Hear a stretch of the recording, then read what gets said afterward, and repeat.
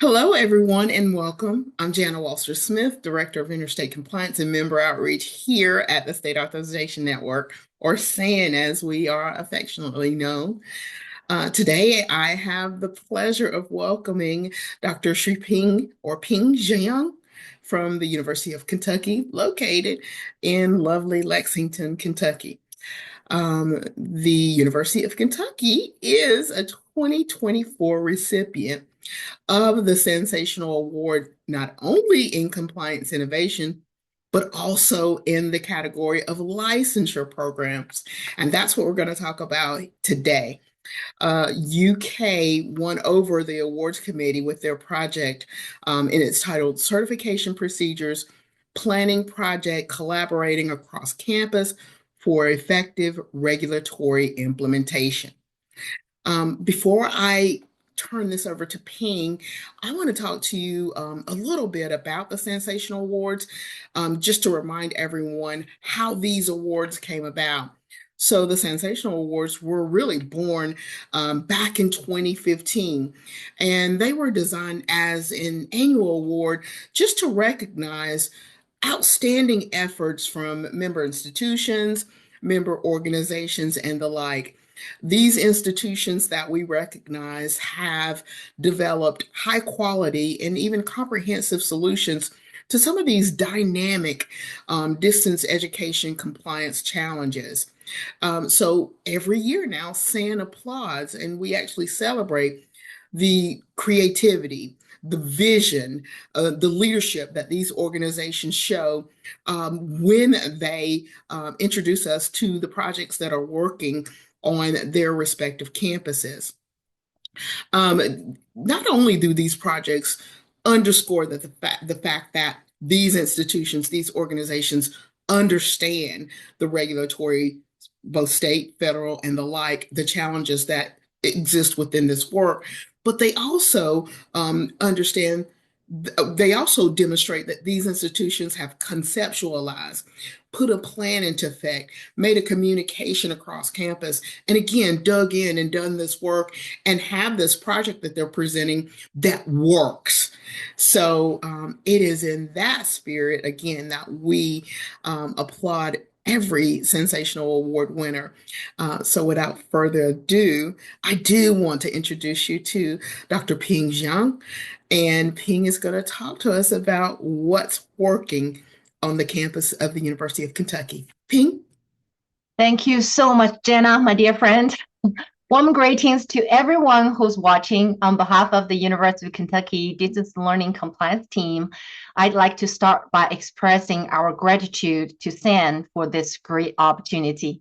My name is Ping Jiang. I am the Assistant Director for Distance Learning Compliance at the University of Kentucky. It is a great honor to present our Sensation Awards winning project, Certification Procedures Planning Project, collaborating across campus for effective regulatory implementation. I'll begin with a brief introduction to the University of Kentucky. As the state flagship land-grant institution, our mission is to advance the Commonwealth. We are home to a vibrant community of over 30,000 students and pride ourselves on being a catalyst for breakthroughs and a force of healing. Our achievements are driven by our people and supported by more than 200 academic programs, a 501 million research and development enterprise, and a world-class medical center, all located on one campus. In 2022, UK was ranked by Forbes as one of the best employers for new grads and named a diversity champion by Insight into Diversity. This is a testament to our commitment to advance Kentucky and create a community of belonging for everyone.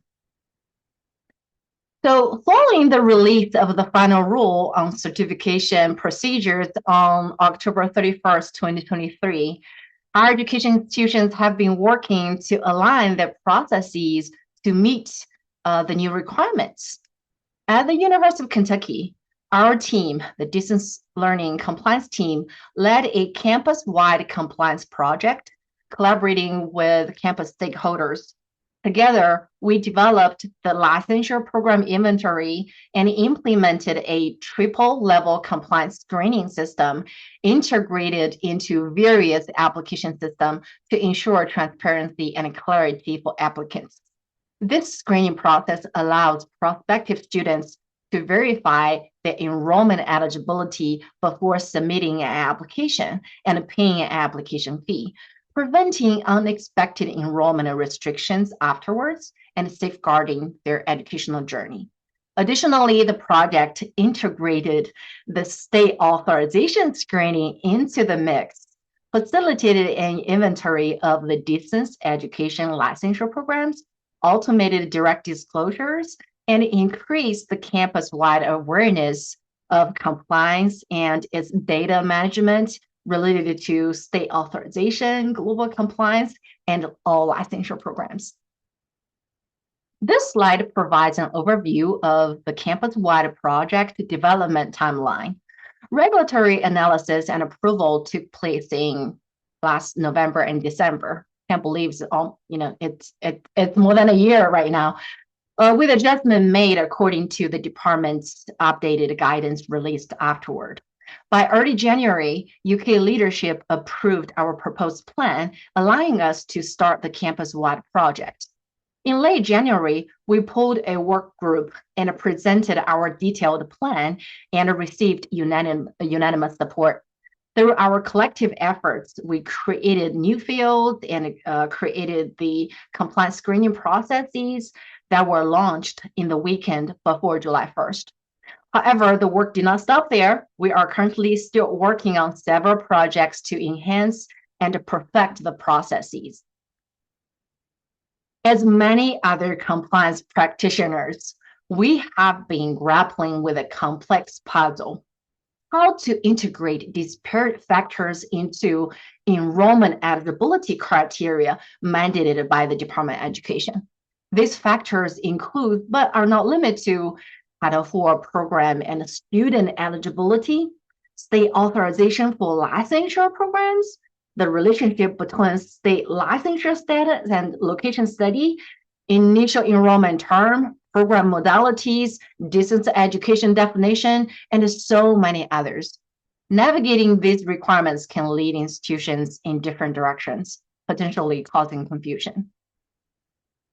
After burning so many brain cells and losing many hairs, we've mapped out our paths to the DEPPA licensure program identification for location screening and student attestation purposes. First of all, we need to have a solid inventory of licensure programs. Then we rolled out our non-degree certificate licensure program, because in our university, we only certify degree programs for Title IV funds. And then what other factors are in? We know one or more distance education courses is a must, and out-of-state location is the concern, and only the initial term matters. Finally, we got the golden ticket. We're targeting those degree licensure programs that offer one or more distance education courses in their first semester that would allow their students to study outside of Kentucky, our cozy home state. We're calling these programs as DEPPA licensure programs. In late December, following the regulation analysis approved by UK Legal, my team crafted multiple plans and proposed them to the university leadership. Leveraging the expertise from my team, the leadership endorsed the most feasible plan for the institution in mid-January. Beginning in late January, our team initiated communication with key campus units, including all college deans, financial aid, institutional research and data analytics, information technology services, undergraduate admissions, the graduate school, professional schools, and all licensure programs. We presented the new regulation requirements related to licensure programs, detailed the proposed plan, and outlined specific action items for each relevant unit. Our proposed plan received unanimous support from all parties involved, and the DEPPA project work group was established by the end of January. This flowchart provides an overview of our triple-level compliance screening to fulfill the Distance Learning Licensure Program PPA certification requirements.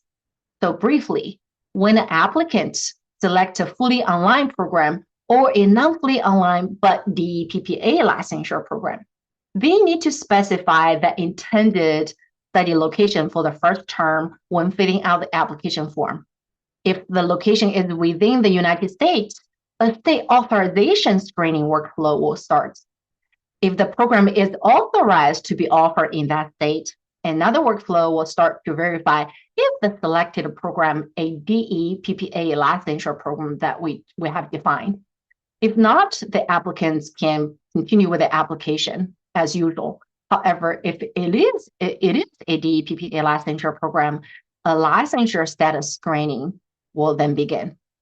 If the state's licensure status is categorized as does not meet or not determined, the system will halt and provide a detailed explanation to the applicants, along with the guidance on counseling contact, attestation option, and the process. Should the applicants choose to attest, they will need to certify the attestation statement and select the state where they intend to seek employment.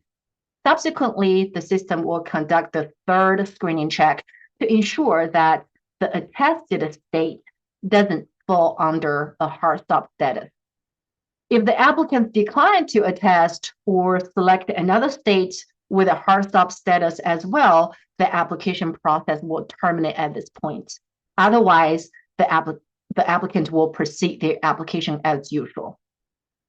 By that means students' information such as program, first term location, our explanation and guidance, and or attestation information will be stored in the application portal along with the applicant's signatures. This flowchart is also published on the latest STAT handbook as a reference. All campus stakeholders contributed their best efforts to support this planning. My team worked closely with colleges and academic programs to confirm state licensure programs and identified the DEPPA licensure programs through a mandatory survey and many follow-up meetings. We completed the research for all DEPPA licensure programs and conducted campus-wide workshops to educate all stakeholders. We have been collaborating with ITS, institutional research and data analytics departments, admissions, graduate schools, and financial aid. We developed and implemented a new process in the weekend before July 1st, as I mentioned earlier, and continue to make adjustments and enhancement to these processes as of today. Now, briefly about our direct licensure disclosure process. Previously, our direct licensure disclosure process was manual. We seized this opportunity working with the institution research and data analytics department and automated this process. This flowchart outlines the communication plan we designed for the automated process for direct licensure disclosure in accordance with the revised regulation 34 CFR 66843C. This campus-wide project has been going smoothly and it has not encountered any significant issues. Any minor setbacks we have been promptly addressed with alternative solutions or contingency plans by the relevant units. We consider ourselves very fortunate to be part of such an exceptional community and to collaborate with these esteemed campus partners. We're truly honored to receive the Sensation Awards for this project. If you have any questions about our journey, our project, please do not hesitate to reach out. Here's my contact information. Thank you so much. And this is excellent, excellent project. And so we are so very pleased that that you all self-nominated, and of course the awards committee was wowed by this project. I want to ask you, just in talking, I know the dynamics of your team. So will you speak a little bit to the dynamics of your team and also how you guys divide and conquer this work? Sure. Thank you so much, Jana. So Mhm. we are a team of three. I oversees the daily operation for both domestic compliance and global compliance, but I am the primary researcher and coordinator for global compliance. So my teammates, Carly Divenberg, and she is the leading role. She has the leading role for the domestic compliance research, and Blodgen Mijatovic, he's the primary compliance researcher. So Cardi and Blodgen, are assigned with different colleges. So each of them have 80-ish programs to research. So at this point, I would bring out, so the reason we have a team of three, because we conduct all the state authorization and state licensure research for all the relevant academic programs at University of Kentucky for the program. So we collaborate with the program. We provide the research findings. We work with the program. They would review and provide feedback and sign it off, and then we publish them on our public dashboard. This is just a offshoot of that question. So, you're working with the departments and they're looking at the curriculum as well. How do you know when there's a curriculum change? Is there a communication form that you guys, how do you get that feedback that the department has changed the curriculum or there's a new course that's added? That's a great question. So at the University of Kentucky, the entire institution has a academic program monitoring process. So we use a system, the name is Curriculog. Okay. So whenever there's a program they have any substantial change, they would submit to our institutional effectiveness office before they can propose a curriculum plan. So I actually receive notifications from both the Office of Institutional Effectiveness and curriculum. I usually would go in and check too. So whenever there's a program, they wanted to change their curriculum and either accreditation or curriculum or any required courses. I'm the one monitoring those processes and they inform either Cardi or Blodgen if they got approved. Okay, perfect, perfect. So when we think about how challenging this work is that we do, and as it relates to professional licensure, has so many legs, I will say, arms and legs to it. When you think about the work, what is most difficult for you, for your team? Well, that's a great question, Jana. Thank you for asking that. I would take example of this campus-wide project. It hasn't been easy, Okay. especially having other units buy in and ensuring that each unit takes timely and accurate action. While all units express support in our university for this planning, their busy schedules often prevent them from prioritizing our project until the last minute. So these were the most challenging aspects outside of my team's control.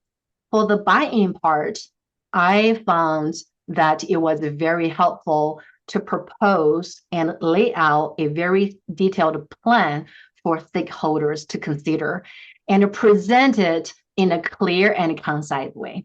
We have to Hmm. understand that our compliance field is such a unique niche that other units cannot grasp immediately. So the clear interpretation of regulations and what we think it is the best way to achieve the goal, what specific action items each unit could take have helped us gain the unanimous support and expedited the process. About the project management, I've tried. I've tried many ways to push the project moving forward. For example, I created a group project site in SharePoint. Hmm. I developed a status report and counting down, like a countdown days tool. It's Hmm. on the homepage and organized resources needed by each unit. I compiled a detailed action items file for each unit and actively engage with them to provide input, updates, or challenges pushing the project forward. I also initiated the weekly updates with counting down days. Hey guys, can't believe it's only 45 days left, something like Right, that. right. And via emails and monthly or biweekly group project meetings as needed with their consent. So for units or individuals unable to respond promptly, I sent multiple reminders individually. From the beginning, I warned all the group members that I can be very annoying if anyone does not complete a task in time. So they're not surprised when receiving my message harassment. But despite these challenges, I consider myself and my team extremely fortunate to be part of such an outstanding community and to collaborate with these wonderful colleagues. I can't be thankful enough for our entire academic programs and deans and then the administrative units. They have they have been really like showing their efforts. They want our institution to be in compliance with any federal regulation or Title IV eligibility. So I couldn't ask for a better team to work alongside. Oh, so that's the perfect ending to this. Also, I found it very interesting. And so, folks, you heard it here first. It's okay to give people a gentle nudge and maybe sometimes a shove if they haven't gotten to you what you need to make this process work. Ping, again, we are very excited for this process. I know others are probably going to reach out to you. I think my only comments here is for anyone looking at this and thinking about implementing something to this nature, please do take Ping up on her offer. I know her to be so personable, so transparent, and I know that she is willing to help and field any questions that you may have.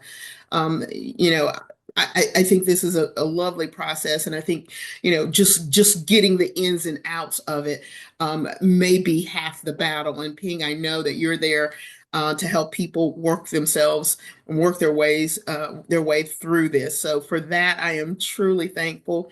And the State Authorization Network is truly appreciative of the University of Kentucky.